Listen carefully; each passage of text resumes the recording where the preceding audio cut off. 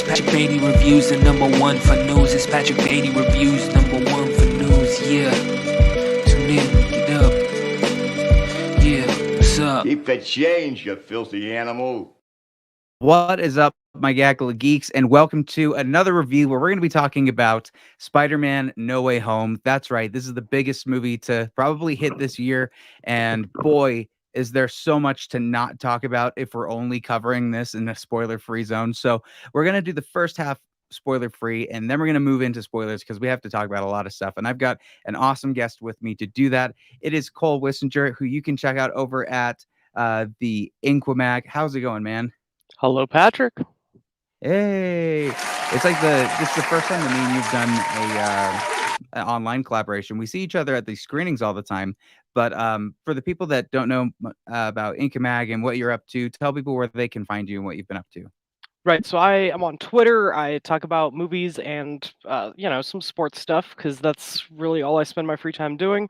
Over at Cole Wissinger, and then Inca Mag. It was an online magazine. Like, we started off doing very indie entertainment reviews, the kind of movies that when you go on Letterboxd, 4.5 people have actually logged it, and I'm one of them, and my buddy in LA is the other one. And then we've kind of evolved to the point where we go see movies that a couple more people than 4, I assume, will go see Spider-Man this weekend. I think you might be onto something with that. So with that said, though, you are you a huge Spider-Man fan? I don't really know your history when it comes to the character. Oh, sure. Okay, so Spider-Man is my favorite superhero. Spoiler. Oh, nice. I've been watching Spider-Man movies since they came out. My favorite cartoon as a child was the Christopher Daniel Barnes voiced, like, the Amazing Spider-Man cartoon from the 90s. Love this character. Love every iteration we've got of him because they each do different things.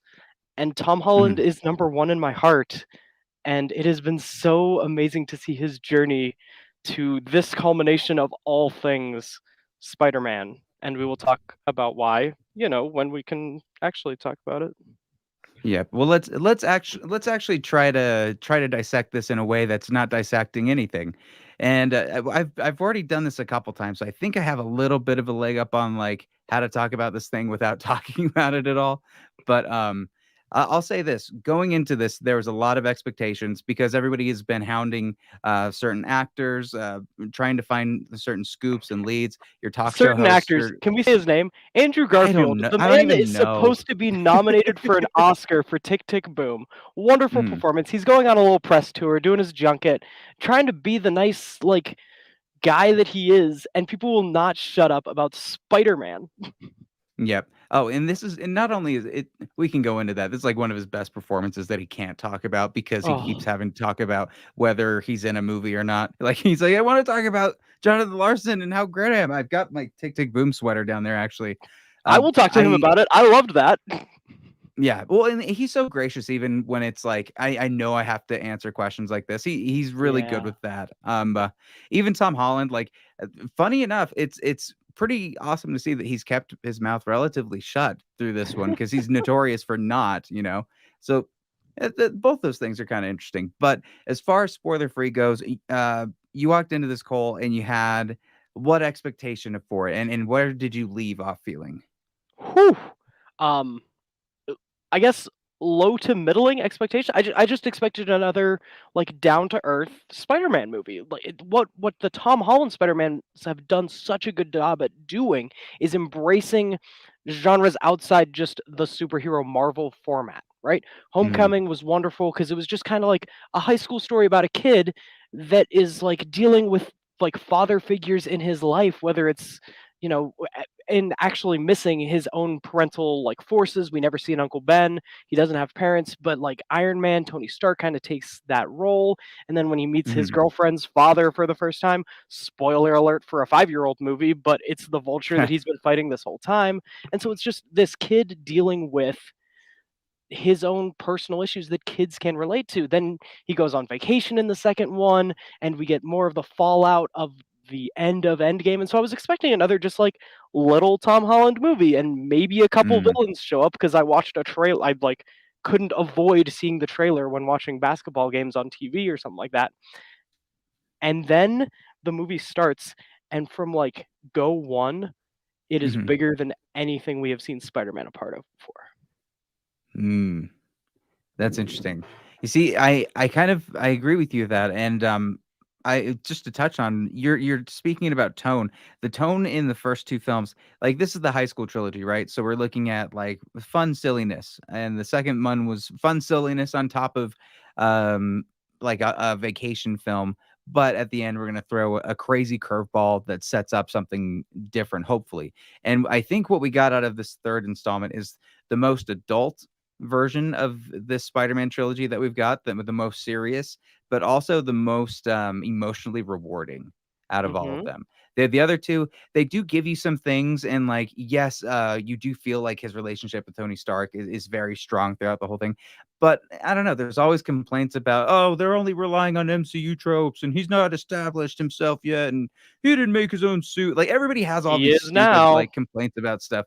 And at this point, we see Tom Holland fully embrace this role and this character, and he does it in such a smooth way. I think him and Zendaya's relationship is incredible in this. Ned is great. All of the returning cast is fantastic, and we could talk about with this, since this is based on the trailer that we're gonna try to avoid anything that wasn't in the trailer. We Sure. have the return of Alfred Molina from Spider-Man 2. We've got the return of Willem Dafoe from Spider-Man 1. We've got people coming from the Amazing Spider-Man. Jamie Foxx's Electro. He's black. He's not blue. It's crazy. What? I know. They're like, let's not ruin what we have here and let Jamie Foxx actually emote and act and do the thing that he does best instead of covering him completely in blue CG jellyfish stuff. But They did did you know that good. he fell in a vat of eels? That's how he got his superpowers. Right. But it yeah, it that was such a weird film. I don't know. I don't know what to say with with We could that. But at we've some got point so many during good this characters. hour-long discussion, we have to get like a spider ranking going on, right? There's 9 of these Oh movies yeah. now. Well, I've made Yeah, my yeah, yeah. ranking of you. I mean, I got it in my head. I can just like throw it out at Nice. you. Where's your letterbox lists? We need to tell people where to follow you on letterbox. Actually, we didn't mention Uh, that. Is it the yeah. same Cole Swinger? So I'm my Twitter name. My handle is at Cole Wissinger, but it's just Hmm. Coldwyn because that's my actual name. My name is weird, Collwyn, and my Okay. letterboxed is my name. I use that handle whenever I can. So on letterboxd, I'm at Collwyn. Okay. But do you go by that mainly, or do you go by Cole? What's a I Cole is easier to tell people, and Cole is easier to understand on the radio and podcasts. So that's Oh, generally gotcha. what I Okay, I do. wanted to make sure just in case. I've been like, No, have you I are been fine. calling your name wrong the whole time? Yeah, but Oh on man. Letterboxd, I'm official. I'm at Coldwyn, and I have an MCU ranking on there that I did right Mm. after Far From Home, but I don't have a Spider-Man list up there yet. Oh, well, that's okay. We We we can will get probably there. We can get have it there. broken down by the end of this. But Sure. um let's see. I think But the I don't know, Amazing man. I just Spider-Man want to 2 get is into going to be spoilers, don't kind of you? low. I What are really your do. The final one things you can say about it spoiler free? Yeah, one more thing that we can definitely do spoiler free is like you were saying, this is more adult and it's pushing Tom Holland to a point where he hasn't been before because he was living in Tony Stark's shadow for a lot Mhm. of those first 2 movies, whether it was like the actual force of Tony Stark being in the movie and Tom Holland having to compete with Robert Downey Jr., the actors in the first one, or just the fallout from Endgame where all of a sudden it's even a bigger shadow that he's not there. Like the absence of Tony Yeah. Stark is an even bigger deal on how Tom Holland's Peter Parker is establishing his relationships in that. So he goes from sidekick to proper hero in this one. My hottest take for Spider-Man No Way Home is that we finally got this Peter's origin story. We jumped into him halfway through, right? He's been a friendly neighborhood Spider-Man and he had his like underoos that he was going around and helping people with when we got there. But Uncle Ben was Mhm. already gone and he was already doing his thing when we showed up in Civil War. And Yeah. he was Spider-Man, but this is where he becomes the hero Spider-Man. Not only, I mean, he's graduating from high school, he's dealing like before we get into any spoilers, he's like working on college admissions, right? That's not a terrible spoiler. That's what high school seniors do. But Jeez, we have a segment for this, Cole. Come on. The high school trilogy is finally coming to an end. He's no longer Spider Boy, he's no longer Spiderling, he's no longer Mhm. just this sidekick to Tony Stark. This is the story. This is the movie where we get his origin as a fully fleshed Spider-Man. Mhm. And with that being said, I can't wait anymore, man. I just want to talk about it. I spent way too. We're just cutting to this.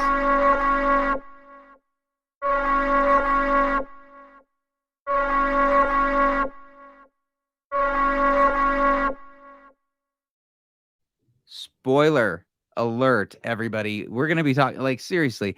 This I feel would upset more people to hear the spoilers if they didn't want to hear it than like Endgame or Infinity War. So Oh, please yeah. just get out of here and like what me and Cole were saying before we started, just go watch the film and then come back and check out the spoiler review because we're gonna talk about a lot of stuff that happened. And the first thing that I guess we can outright confirm is whether or not there's more than one Spider-Man. And Cole, what do you think?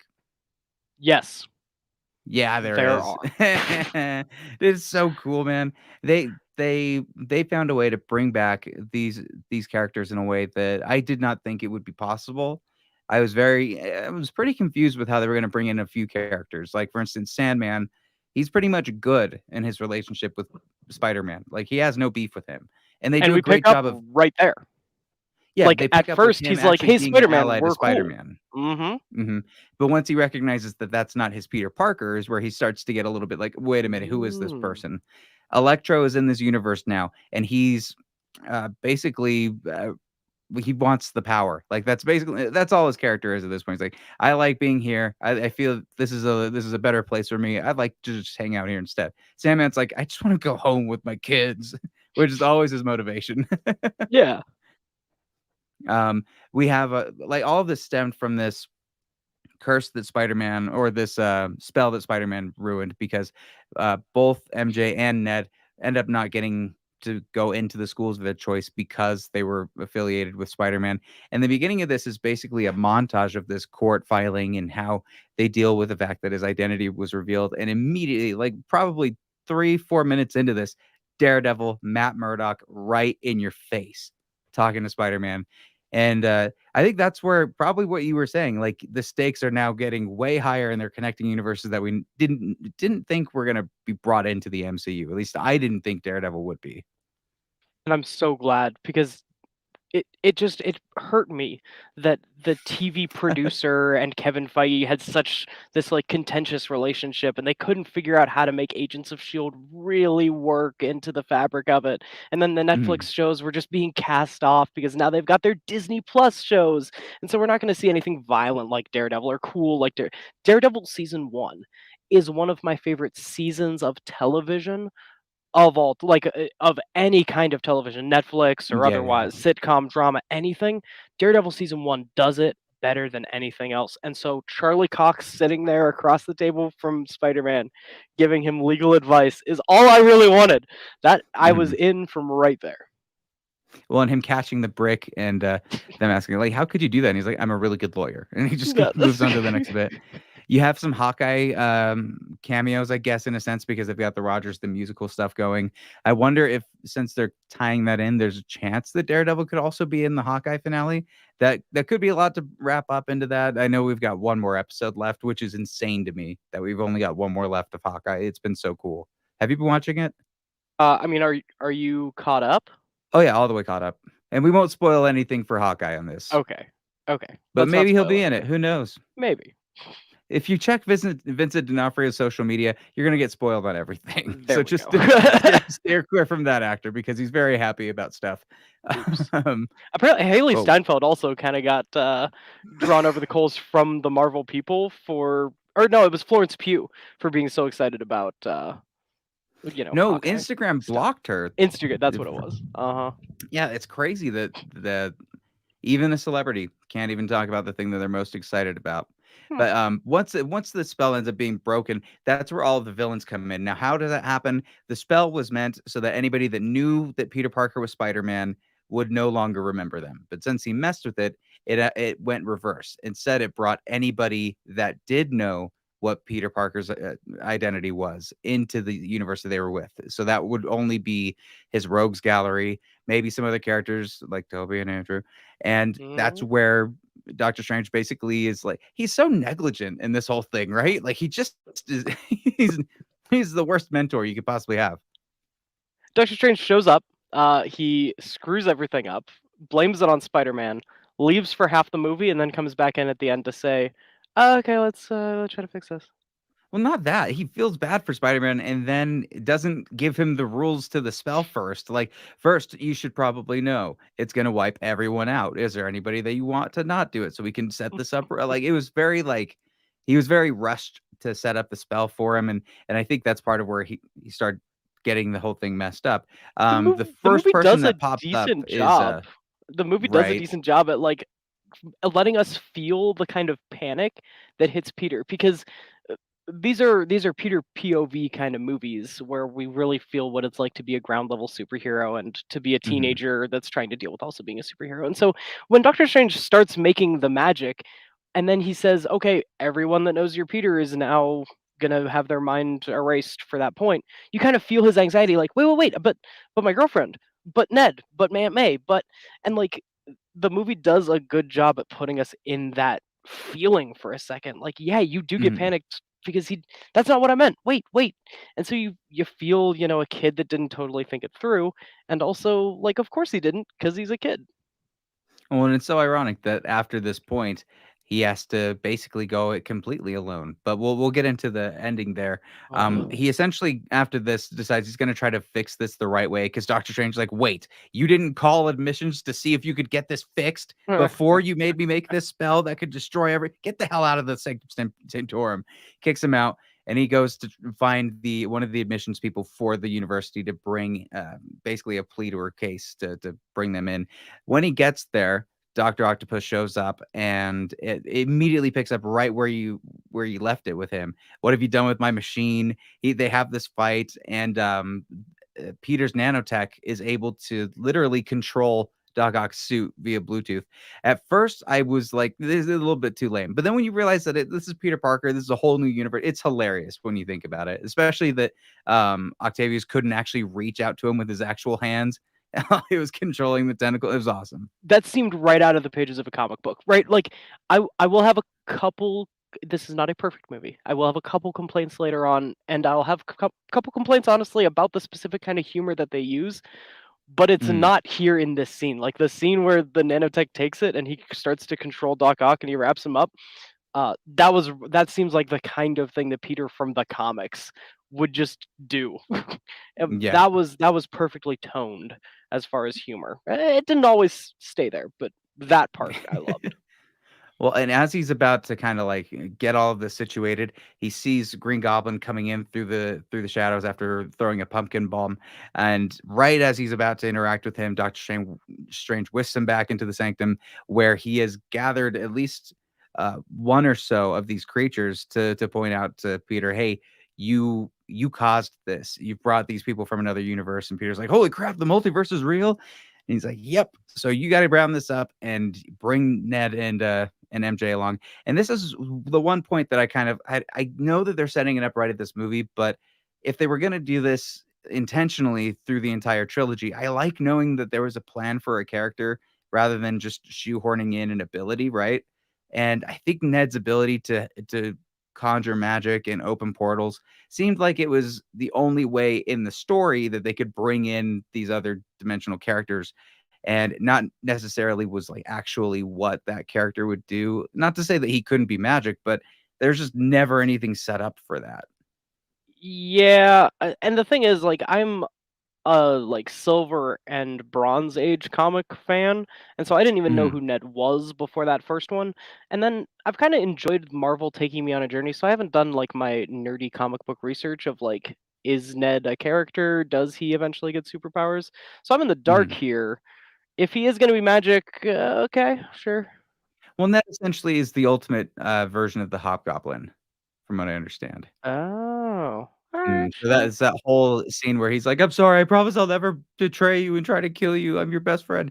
That's actually kind of a nod Eh, to like, but maybe.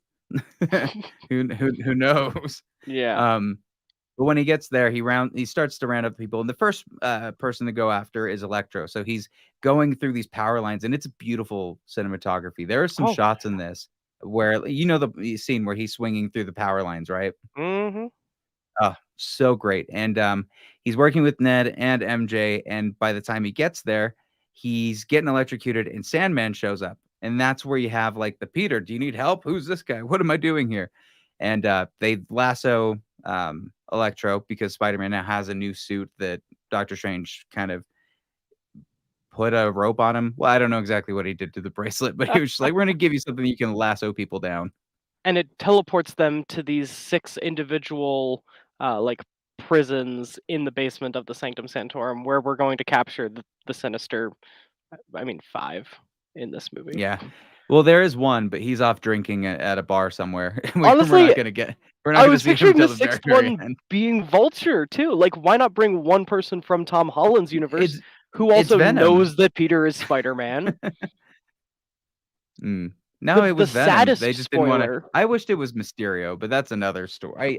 For some reason, it's like Mysterio's still got to be alive. There's no way he's not. But Right. they didn't go that way, which I'm glad because honestly, don't go after my fan theories. They're probably not going to be as good as what the movie is.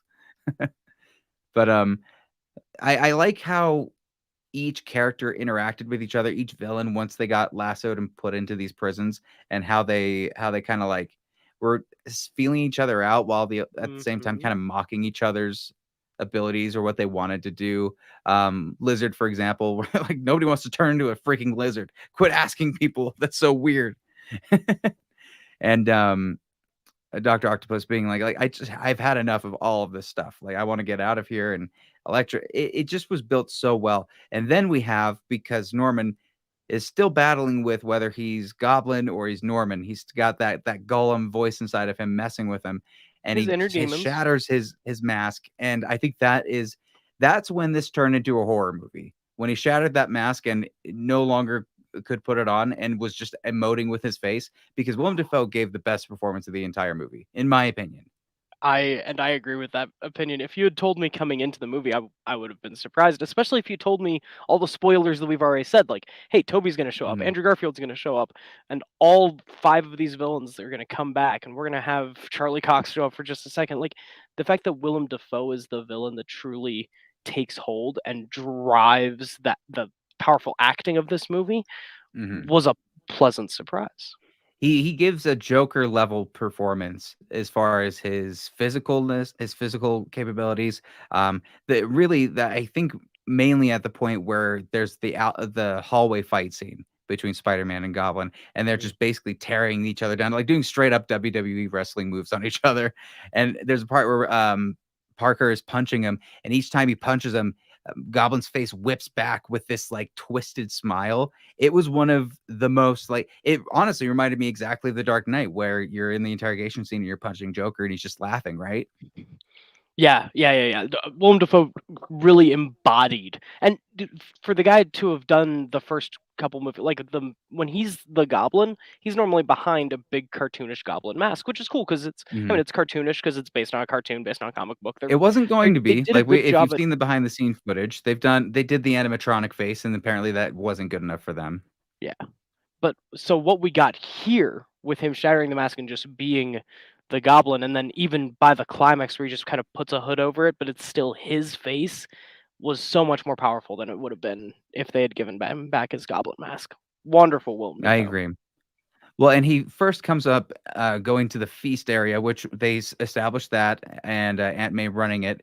And we see Aunt May with him as Tom Holland shows up. He was kind of warned by Dr. Octopus that you'll be chasing a ghost. There's no way that he's even alive. But when they get to him, he's putting on the show. And I never trusted him for a second. The minute he was like, "Oh, Peter," it's like, I've seen this shit. I know what's going to happen. But that's just Norman. That's this But good this is side. where Aunt May becomes the Uncle Ben of this universe, because she tells Peter, you have to help these people. It's not just you have to send them back and they're someone else's problem. It's your responsibility now, and you might be able to do something about it. And so wait, why is it his advice, and why really, is it his responsibility? Is it something about like power or something? Well, they don't say that yet. They say that at the right moment, but they do kind of start building onto that. And I remembered seeing at the beginning when he gets out of the car, Goblin. He's like, "I hope to see you again, May." It's like, oh no, it's not gonna be good. But they get into the sanctorum. Then he starts talking to Strange about maybe we can rehabilitate these people. Maybe we can do something like that. And Strange's like, no, these people have to be sent back to their world. We have to do it. And then comes this big showdown between Doctor Strange and Spider-Man. He has to get this cube away from him. That button will send everybody into their own universe. But he's trying to prevent that so that he can try to rehabilitate them. And it's magic versus math. And it's one of the coolest things you'll see in the movie. I agree, and it's amazing that Spider-Man has had now 2 movies with cooler, fractal, amazing, magic-y images than we got Mhm. in the actual Doctor Strange movie, right? Whenever Right. Mysterio is taking him through that whole journey in Far From Home, one of my favorite visuals in the MCU, and then here, yeah, Doctor Strange is involved, but this is still technically a Spider-Man movie. Doctor Strange, if you go and look at my MCU rankings, is my least favorite MCU movie for his like own origin, and we've gotten Mhm. better Doctor Strangey looking things in our Spider-Man movies, which I'm okay with because I love Spider-Man. Well, and the great thing about this is it's not just like Spider-Man's trapped in this universe. He uses his smarts, he uses his intelligence, and decides to use geometry for this, and somehow is able to string up Doctor Strange, get out of that universe, and take his sling ring. That way, he's trapped in that realm that he's in, the mirror dimension. So Hmm. once Peter's out, he gets all of the villains, and they literally go to Happy's apartment, where it's one of the weirdest situations, but also it's one of the coolest because we have Peter working with Norman Osborn, who is somewhat of a scientist himself, and he quotes the Ding. meme in the movie. Oh, it's so good. And their first patient is Dr. Octopus. How do we fix the chip? And Spider-Man and Norman Osborn are working together, and you can see that there's a little bond still going on between them, and they end up fixing Octavius, and he's like, "Oh my boy, I'm so happy that it's fixed over." They're about to work on Jamie Foxx when Jamie Foxx just decides, you know what, screw, I don't want to do this. And then comes one of the coolest scenes before this alley fight where Peter has to determine, based on his spider sense, who is the villain amongst all of these villains, right? He senses that something is wrong, but everybody in there is a bad person. So how are you Mhm. supposed to tell which person's about to turn on you and do something? And when he And you webs, add in the like movie element of the ticking clock as Jamie Foxx's little like cure Jamie Foxx machine on his chest is ticking down yeah, and yeah. down, and he's having those visible second thoughts like, are we sure we're doing this? But no, it's actually Green Goblin. Yep, and his face is already twisted over, and you're like, "Oh, yeah, this is getting real." And he gives the fantastic speech, and then the fighting begins, and it's so cool because you first of all, it's been noted that Willem Dafoe, at 66 years old, decided that he needs to do his own stunts in this film, otherwise he would not return to the character. So this was his stunt work and his fight choreography and stuff that he was working on with Tom Holland, which is so impressive. And let alone you get to see that he's probably just as much of a super soldier as Captain America. He's got that same strength about him, and this is a villain that Peter can't pull his punches with, and he Mhm. learns that very quickly. Yeah. The fact that just from a in-universe, logic strength wise, yeah, he comes from a different dimension where he had a different Spider-Man, but that science that led him to become the Green Goblin, that scientific mistake, right, with all the Mhm. green fog, that's basically the equivalent over there of the super soldier. This is a fair fight between two strong individuals that start tearing down the condominium with them. Seriously, like ripping through like the walls, poor walls. They don't stand a And chance floors against these and two ceilings fighting. and everything. Yep. And this is where it leads down into the basement where I believe, is this where Aunt May goes? This is the moment. I think this is the moment, right? So Defoe So gets back onto his glider. He's taken Spider-Man down, and he basically says something to the effect of misery, misery, misery. Like that's what you've chosen, and you're gonna get this. I'm gonna help you out, Peter. Chucks the bomb. We think that Aunt May is good, and it's played very, very interestingly. They don't really like set up a character to be like, oh no, I'm fine, and then like give it a few beats before they start actually falling. Like it's usually very quickly. And this I noticed that there's quite a bit of a delay, and I think that also helps because you get a little bit of relief, but a little trepidation, and then once it hits, Tom Holland's performance. I mean, this is where it all kicks in, right? Yep. This is our grown, fully formed Spider-Man, because Spider-Man cannot actually be Spider-Man until he hears the words, "With great power comes great responsibility." Mm-hmm. And that's even after May knowing that this was all because of trying to keep these people and do the right thing. It's still the She's right thing to do. she needs to instill that goodness in Peter before she goes, and she knows that.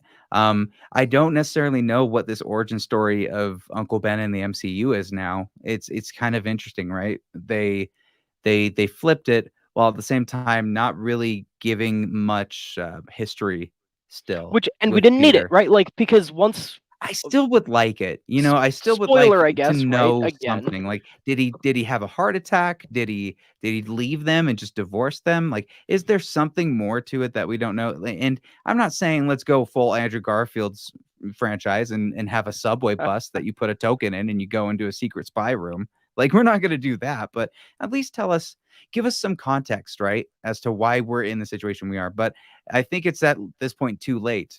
I don't think they will ever do it. Yeah, and I don't need it, because Toby and Andrew come in and they pick up on the great power, great responsibility thing that Peter says that May told him, and they say, Mhm. like, you solve it with one line, like, that's something that Uncle Ben always used to say. And so, yeah, May and Ben were together for however long, and yeah, maybe he had a heart attack, he's not in the picture anymore, but that's something Ben always used to say, and it's something that May was able to pass on to this Peter Parker. Mm. Well, and after she passes on literally. Haha, that's not a good joke. We'll put yeah. But we get to the point where J. Jonah Jameson is giving this report about how much Spider-Man is a menace. And you have this shot of Tom Holland just looking at this huge projection of his failure, essentially, of somebody just saying, like, look what he does, look how many people he hurts, and just kicking him while he's down. And that's a huge emotional moment and acted beautifully by Tom Holland. And then we cut to Ned and MJ, who are trying to figure out how to see him, right? And Ned's like, I wish we could see Peter. And this is where you can call a little bullshit, right? Yeah, just a little bit, because this is silly, but it's also a comic book and it's meant to be silly in some points. I mean, A if little you're holding spark on to the opens up. sling ring, then maybe you don't. I You can do guess. something with it. They Let's specifically interrogate this stole grandma Doctor about Strange's what this thing. magical properties is. We need to ask the grandma what she's talking about. Like, where's she from? Is it Tilda Swinton? We don't know. Ooh. No, but There's a fan theory. He opens a portal saying, I wish I could see Spider-Man. I wish I could see Peter, actually. And you look into an alleyway and you see this faint figure of a spider. And as he's sprinting into the portal, you see the big eyes and you know that it's Andrew Garfield Spider-Man. He takes off the mask and man, it was so cool to see him again and to know that motherfucker lied to all of us for months and like he held it. Good for, like, let's just go ahead and give him an applause, because for Andrew Garfield to hold on to that for so long while he was the only real one getting attacked with it. Like, Tobey Maguire wasn't doing anything. Like, they weren't interviewing him for stuff. But Andrew, like, you could tell he was so happy to be back in this role, and he's probably the MVP in my opinion. Like, you've got your best acted, and I think that's the best performance, and I think that's Willem Dafoe. Best acted, you could give it to Tom Holland. I'd say the MVP, the one that kind of ties all of this in together in such a great way, is Andrew Garfield. I think he did fantastic as a Spider-Man, and I was really happy to see him again. And so okay.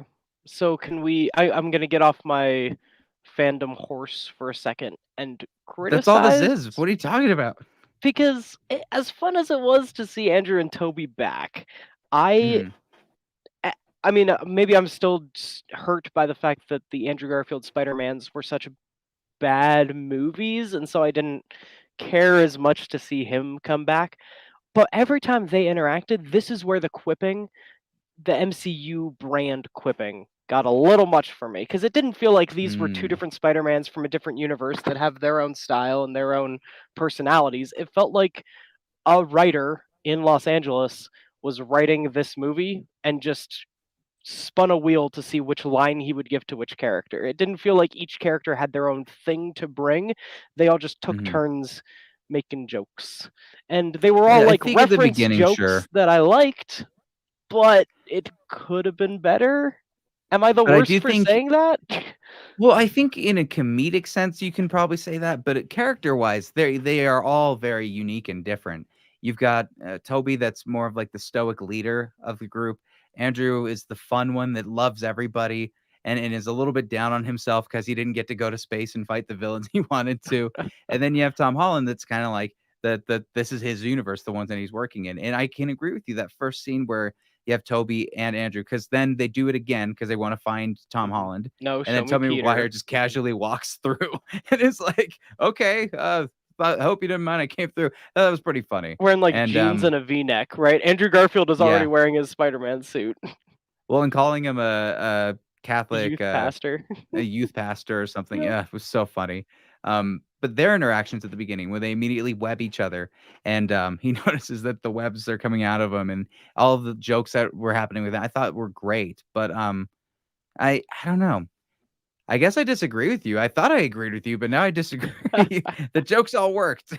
That's fine. That's fine. But in any case, once they meet each other, they go to find Tom Holland, and this is where you get one of the best scenes. And I'll let you tee this up.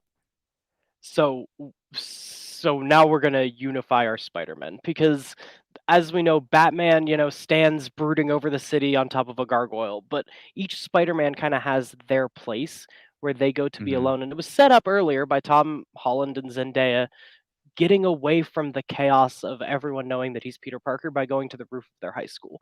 And so these three movies that have been high school movies come to an emotional climax. Like I guess the high point was Aunt May is gone now. And so now the fallout from that, let's find our Peter without having to use magic, with just using our brains. Where would Peter go right now? And it's mhm. back to where he knows that he can be alone and he can just be himself, and that's over at the roof of their high school. And so we have two other Peter Parkers that have also experienced loss coming to console our MCU prime Peter Parker in a way that only yourself can. Mhm. Well, Andrew brings up Gwen Stacy, really emotional beat. Toby brings up Uncle Ben, and they have this great pairing of the full line delivered by each person. Where uh, Tom says, "With great power," Toby says, "Comes great responsibility." And then Andrew nods in agreement to it, and it seriously was just like that. That whole scene could not have been done any more perfectly, and the way that they set up these characters' relationships and what they're wanting to do, and they all decide we're going to try to redeem these people, but we have to all do it together. We're going to do this because this is what Aunt May taught us to do, and this is what we have to do. And the Science Bros reunite, and then we get some Science Bro stuff, which is awesome.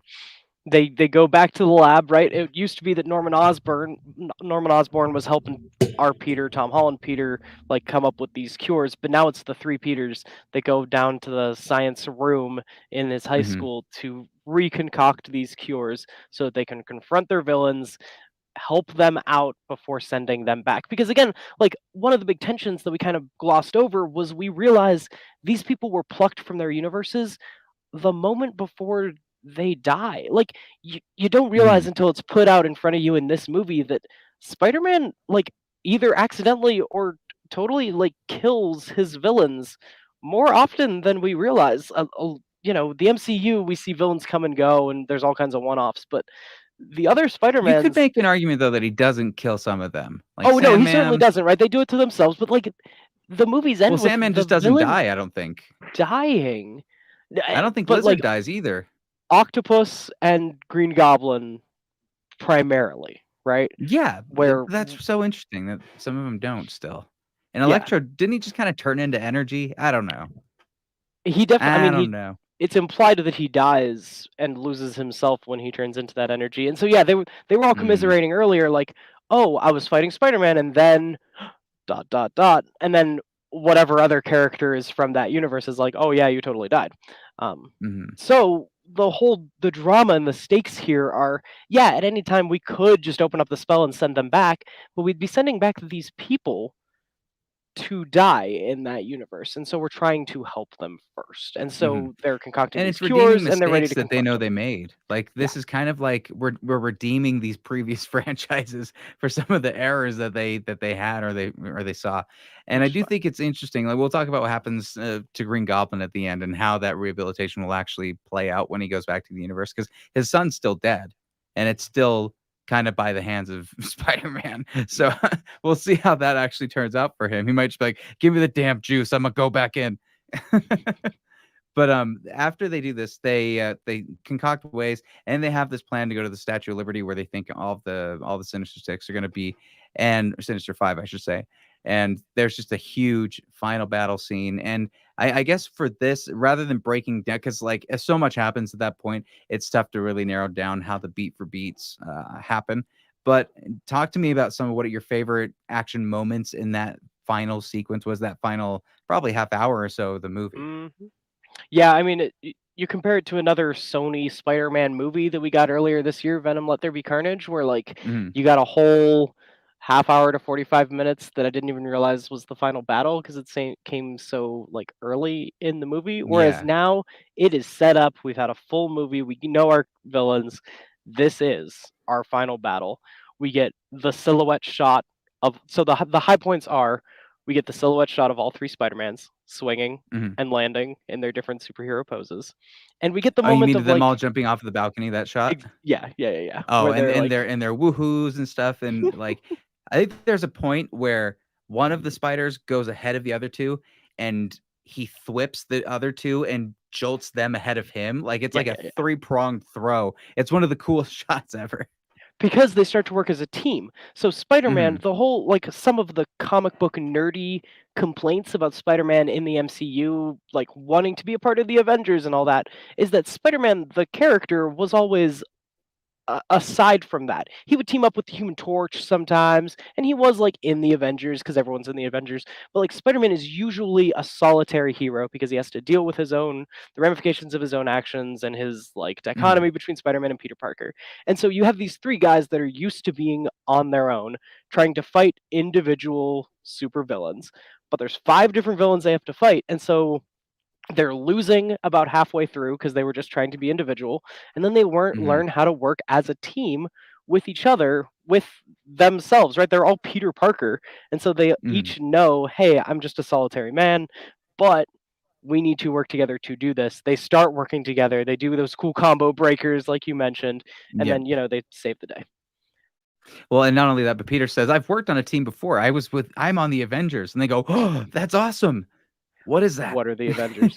Andrew Garfield's like, "Are you in a band? That's awesome." That's yeah. And like just seeing it, the callbacks, right, to Toby having an injured back in the Spider-Man franchise, and then Andrew actually like fixing his back for him by doing that. Seeing Andrew talk about or his redemption of saving MJ Yeah. in this, where Holland is about to save her because she's falling, Goblin takes him out, and the minute that that happens, Andrew sees it, swings down, and like he's almost in disbelief that he's saved her. So he's like, "Are you okay?"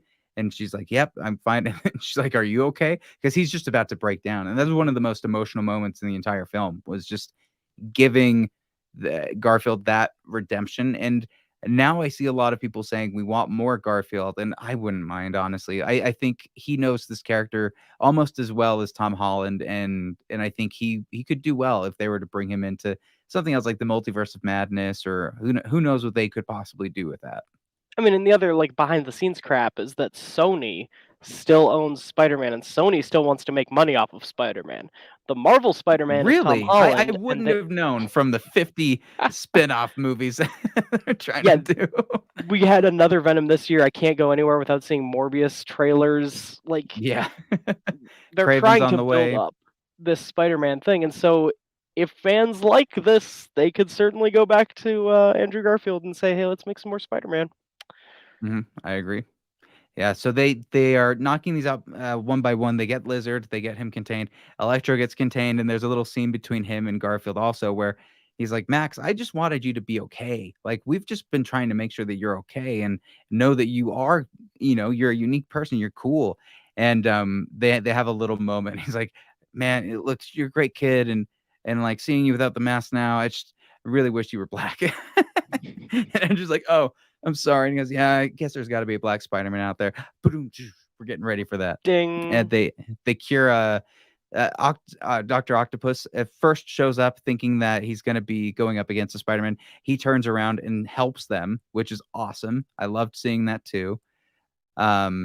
Electro gets powered down. I can't remember how Sandman gets taken down. So Do you remember? Sandman is like filling up sand in the middle of the Statue of Liberty, On the and torch part, yeah. yeah, Spider-Man is inside of it, and they finally like they're working together as a team. So they throw the cure from one Spider-Man to the other Spider-Man to get it right like in there big just light in time, flash. right before. Huh? I can't remember what it was. Was it a light flash? Was it a No, I mean it was just like potion? a little like a serum thing, right? That you like an EpiPen looking that they Okay, so plug they into did the the same thing sand, for and the then Sandman. I didn't yeah, know if they yeah. did the same for that or if it was like Electro had that weird pulse thing that was just taking stuff out of the Stark reactor, right? Yeah. Oh, but that was another moment when the Stark the reactor comes off of him, and Alfred Molina picks it up and says, "The power of the sun in the palm of my In the palm hand," of my calling back hand. to the. Oh man, and even he, in a sense, he's like, "I don't got to work on my thing. I just need to go find my Tony Stark." Like, as long as I Yeah. go and find him, there's a chance that we can, because all he cares about is wanting to create sustainable energy. Like, he's not a bad person at all. It's just when He the was tentacles take over. corrupted So now by that the it's gone, arms. exactly. Yeah. And so we get those great moments, and we see a moment with a little moment with Toby and Otto, where Otto sees him and he goes, "My boy, you've grown." And Toby's like, "Yeah, it's been a minute.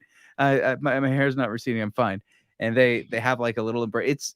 It's so many fan service moments that sure, if you aren't a big fan of these and you're watching it, you're like, man, they're just milking this for all they can for all of these people. But it was worth it, and it worked for me, right? And I don't know it if it worked for broke you. up I mean, like we said, this climax takes a chunk of a long movie, and so it gives us moments of levity, it gives us moments of heart that's not just superheroes punching other superheroes. Sure, it's built Mhm. entirely on our cultural cachet of having seen 50 other superhero movies and knowing what they're referencing when they reference something, but it's better than, like, The Eternals and Shang-Chi, where you have a whole big drawn out Oh, don't climax knock battle. Shang-Chi, man. I love Shang-Chi. But the battle at the end just got so long, and I he hops love on the that back of the battle. dragon, and he's not doing anything, and Man, Awkwafina come that learned how on. to shoot a bow He 12 Dragon seconds Ball ago. Z'd he Dragon Ball Z'd that dragon in the stomach. It was awesome. The big fight is between the 2 dragons. It's not Shang-Chi doesn't even have, like, agency in his own final battle. His final battle was between He him and his blows that thing dad. up into little guts.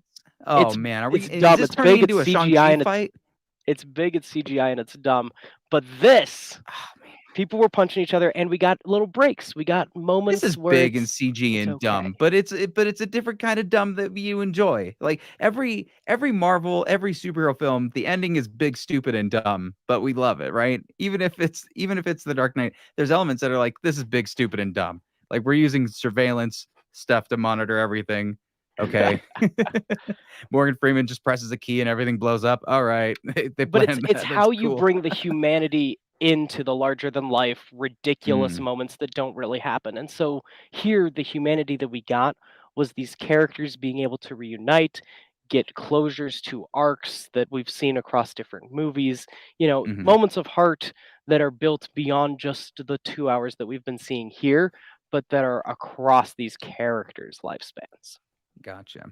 Well, and speaking of bringing in, Ned accidentally brings Doctor Strange in back from the mirror dimension. Oh yeah. He sees what's going on, but Ned quickly says, "Look, this stuff is working. Okay, just back off. Let's see if this is actually going to happen. I'll be able to take care of this." So they're doing that in between all of these other fightings, and I think where we're at now is that we land on Goblin and Peter, and it's mano a mano now. They're on this shield that Captain America was gonna have hoisted onto the Statue of Liberty. I'm glad they just knocked that off because that was such a stupid, like, what a It's a very stupid idea. MCU thing. So dumb. I saw that. I was like, man, all right, whatever. But they have this big fight on the shield, and Peter's just beating the crap out of him, beating him mercilessly. And at one point, his rage takes over.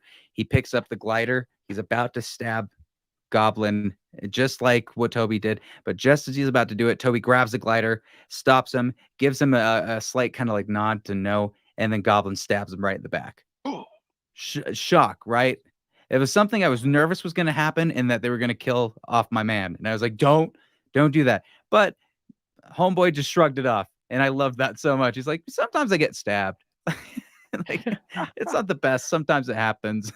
So he's just like kind of just being taken care of on the side while Goblin gives his final speech, basically. That's like, you're welcome that I gave you all this stuff. And his face acting, Willem Dafoe dude, is incredible, right? I had a chance to talk to him at Sundance back in 2020, which I'm assuming would mean that he'd probably be in the know at that point, right? Like he Yeah. would have had to have been in discussions with this.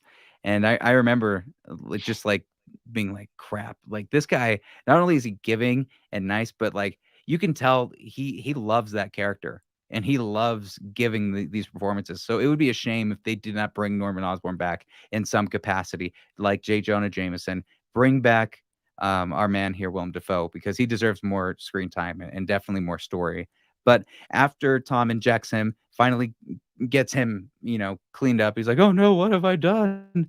He has to go back to Doctor Strange, where they basically have this final thing where he can do the spell as long as nobody remembers who Peter is. That means MJ and nobody will know at this point. So go say your goodbyes. We'll finish the spell. All of these people will be returned to their times. So he goes, he says his goodbyes to Spider-Man. He hugs the Spider-Man, and it's beautiful. It's a wonderful scene.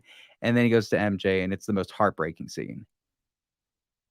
Because Like, they're the ones, I mean, their chemistry makes Peter and MJ grounded, right?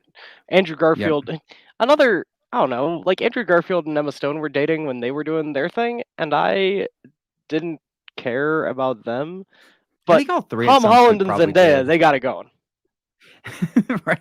It seems to work, and it seems to go through with their character. I do think Gwen Stacy and Peter was a great relationship too, though. That was probably the only thing in those movies that really kept the emotional core going, was that their relationship actually worked when nobody else's worked in that thing. Yeah. What the hell was Dane DeHaan doing? So glad they didn't bring him into this. But anyway, after they say their goodbyes, the spell is cast.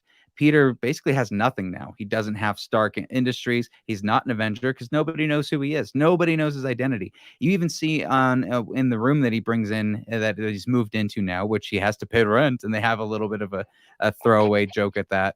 He has a GED book. Like, he's going to have to redo school. He's going to have to redo a ton of stuff and get back to where he was. And he's completely alone. And the scene where he goes back to the donut shop to tell Ned and MJ who he is, to try to bring back his life, he notices that MJ still has cuts from the time where they were fighting, and he decides not to. And that's the purest Peter Parker moment you're going to get. And it ends in that moment. And it ends on a little bit of a brighter moment, but those emotional end tags to this movie really is what made this even more beautiful, poetic, and hopefully we'll be getting more with it. What did you think of the ending? Yeah, I mean that's who. So now, like I said earlier, I feel like as much as this is a culmination of 3 different Spider-Mans, and this is like the end game of Spider-Man with Mhm. everything coming together and a bunch of references and a big dumb final fight, this is truly this Spider-Man's origin, where now he really gets to just be Spider-Man. He's out of Iron Man's shadow. We don't even mention Iron Man like once through 2.5 hours of runtime, and he gets He's made a new suit. The most Spider-Man versus Peter Parker moment is the reason he keeps his secret identity is to keep those close to him safe. And so when he Yep. sees Zendaya just kind of like push back her hair, he sees that he did that to her, and he makes the ultimate Spider-Man decision to not say anything and to not bring her back into this life, because he Mhm. must stand alone, because that's what Spider-Man does. Yep. You get this new suit. It's pretty sparkly. It's pretty beautiful and sparkly. It's kind of in the dark. Hopefully they release like an official still of the new suit later on, but that's where it ends, with the new suit and hopefully a new adventure. And that is where we're gonna wrap up this spoiler review. And I'm sorry I have to do it a little bit faster than normal because I got to get to a thingy. But Cole, thank you so much for joining me and for geeking out about this awesome film that Yeah. we got to see. Please tell people what your final thoughts are about it, and where can they find you? Spider-Man is good. I will watch anything that's Spider-Man, even when it's bad. And this one was good. You can find me on twitter.com at Cole Wissinger. Go to Inca Mag, INQUA mag.com. I've got a letterbox. I've got all kinds of stuff. Follow me around. Awesome.